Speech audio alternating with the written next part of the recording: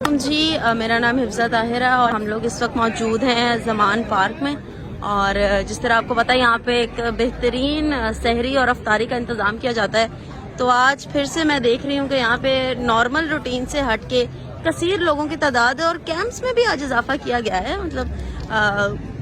معمول کے مطابق جو کیمپ ہیں ان سے ہٹ کے کیمپس لگائے گئے ہیں، اور افطاری کے لیے جو ان کا سب سے بڑا والا دسترخوان لگتا ہے جہاں پر ہزاروں کی تعداد میں لوگ ہوتے ہیں، وہ بیٹھ چکے ہیں یہاں پہ افطاری کے لیے، اور افطاری جو ہے وہ سرو ہو رہی ہے، دسترخوان لگ چکے ہیں، اور دیکھ سکتے ہیں آپ کے اذان مغرب کا انتظار ہو رہا ہے۔ جیسی اذان مغرب ہوگی تو یہ تمام جتنے بھی روزہ دار ہیں یہاں پہ روزہ افطار کریں گے۔ اور زمان پارک میں جو کیمپ ہے وہ ساکی بھٹی کی طرف سے لگایا گیا ہے، PP45، تو یہاں پہ آپ دیکھ سکتے ہیں کہ یہ مناظر ہیں۔ ہر کوئی اپنی اپنی ڈومین میں کام کر رہا ہے، کوئی پانی لے کے جا رہا ہے،